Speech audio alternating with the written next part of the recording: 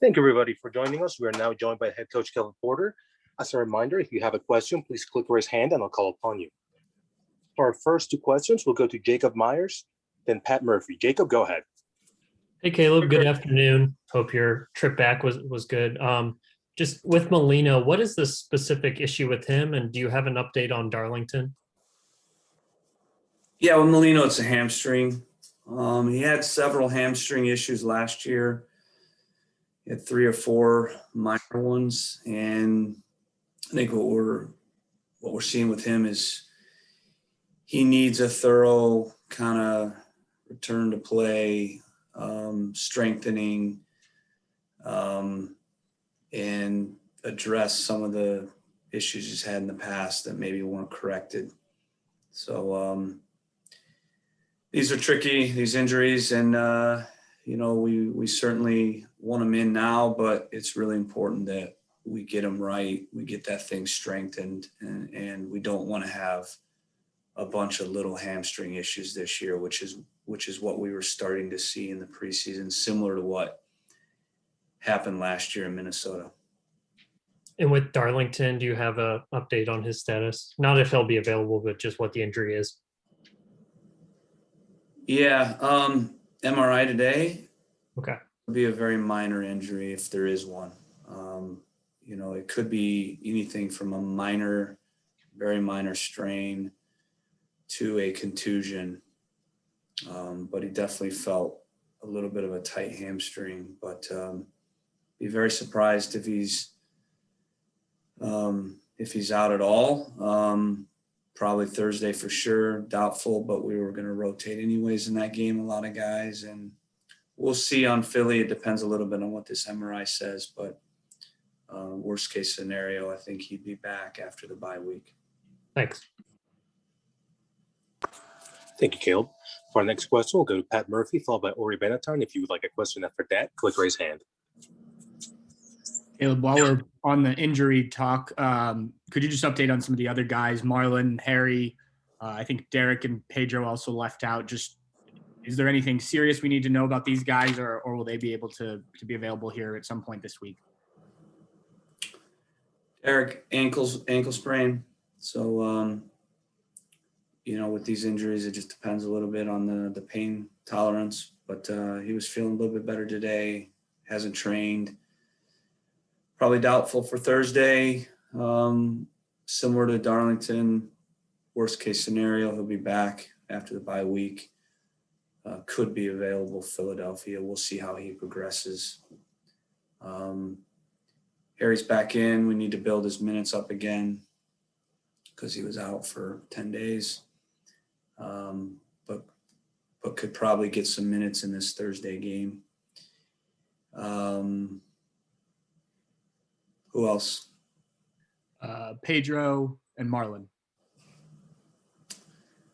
Pedro's fine. I don't know what the question is there. Marlon is continuing to deal with a really painful, swollen bone bruise on his knee. So it's probably doubtful for this week. And then you mentioned you guys were thinking of rotating anyway. What is kind of the plan for this week in terms of how guys may be used? I know you don't want to go into too much detail, but just give us a sense, if you could, on what the plan of attack will be. Yeah, it's kind of a atypical week, a little tricky, mostly because it's a Thursday, Sunday, and then the Sunday is obviously our home opener. So it's an important game. Always important to get off to a good start, get your first 3 points, in the regular season. So the good news is, the first leg, we got off to a great start. That puts us in a great position for this second leg, which is what the position we wanted to be in. So in looking at this week, we'll kind of kill 2 birds with 1 stone. We'll prep all week for both games. And we have a plan for Thursday, how we're going to approach that. And a big part of that plan is making sure that on Sunday we have a fresh group to come in, because that turnaround is very tight. And, we feel like we have a group in depth that can get us through this second leg and then set up the Sunday where we're flying. Thank you, Caleb. Next, we'll go to Ori Benatar, followed by Jordan Angeli. And if you'd like a question after that, click raise hand. Caleb, it was a really good week for MLS teams in the CCL first legs, no losses on the road. Do you think that, especially with your guys' win as the biggest win of the week, that's sort of a statement from your team and the rest of the league that MLS is here to compete and get deep into these Concacaf Champions Leagues this year and in the future? Yeah, it's a good showing. I think there have been a lot of years where there have been good results from MLS teams. So I don't think that's anything new. I think we'll see as the rounds go on, just how ready one of these teams are. We'd love to play a final against an MLS team. That would be nice. But we're gonna obviously take care of what we can control, and that's getting into this next series, into the quarters, and obviously really focused on making sure we get 3 points against Philadelphia. But I think it's great for the league, obviously.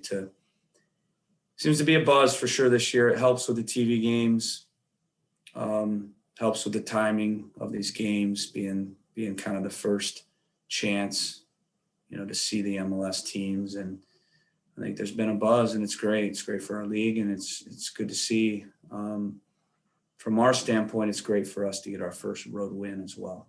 That should help just in terms of our confidence and showing obviously that we can be a good road team. Thank you. Up next, we'll go to Jordan Angeli, followed by Jacob Myers and then Whitney Harden. Hey, Caleb, good to see you. My question is just about the two homegrowns that we saw. We saw Aiden Morris get a lot of playing time, and Isaiah got some time as well, which was nice to see him get his first team action. Just what weight do you put on these games in Champions League? Do you think those experiences for these young players have a little bit more weight, or is it just is it kind of hold the same weight as a game in MLS would? I think there's more weight, yeah, because these games are unique. Obviously, for a young player, every game is important for them to grow and develop. But I think for everybody on our team, forget the young homegrowns, but for everybody on our team, these are experiences individually and collectively that can help us. So it's not only a great opportunity to try to win a trophy, but it's a great opportunity for our group in this cycle to grow and to get experiences playing high-level matches that are different than what we see in our league. Because there's just different types of situations that you're in. And I always think anytime you have different experiences, then you grow. So it's great for our team in this cycle. We want to get a lot out of the cycle of this team. We want to put trophies in the trophy case. To do that, you need to keep growing, and these games offer us an opportunity to win a trophy, but also to grow and develop our group. And those young guys are a part of that for sure. Can I follow up with that really quick? Just what do you feel like when you left the game and you're coming back for the second leg? What do you feel like you pulled out of that game as to our group grew in this way after this first match? Yeah, I think we showed again that we're a team that knows how to win games and knows how to win games in different ways. And I thought we were very professional and pragmatic. And we didn't need to control the entire game, but we defended extremely well. We played in transition and in set piece moments really well. Oftentimes the game's decided in those moments. We've been talking a lot about that. And, I thought at times in the preseason we would, in certain games dominate the game, but not score and give up a goal. And that's just not us. Our team is a team that finds ways to win games. And of course we have an identity that's very clear. We have different weapons we can use. We're a very proactive team. We're a team that scores goals. Of course, we're a team that, controls games if we if we want to and if we need to, but I thought we looked just like a team that could advance, and that's what we look like in the playoffs. And it's part tactical. I think it's part mentality as well. And that's what we've been building towards. And I thought we built for 2 years towards that last year to become that type of team. And I think you saw that in this tournament as well, and in this game as well. So I think it showed me again the type of team that we've built. You see it around the league always. You see teams that play nice and good football and look a little naive at times and find ways to lose games and find ways to give up goals or make mistakes or shoot themselves in the foot. And I think what we've been building is a group that's very humble, hungry, and hardened. Hardened professionals where we know how to win games, and we can do it in different ways. Thanks, Caleb. As we begin to wrap up our media availability, we'll go next to Jacob Myers, Whitney Harding, and the last question will be Pat Murphy.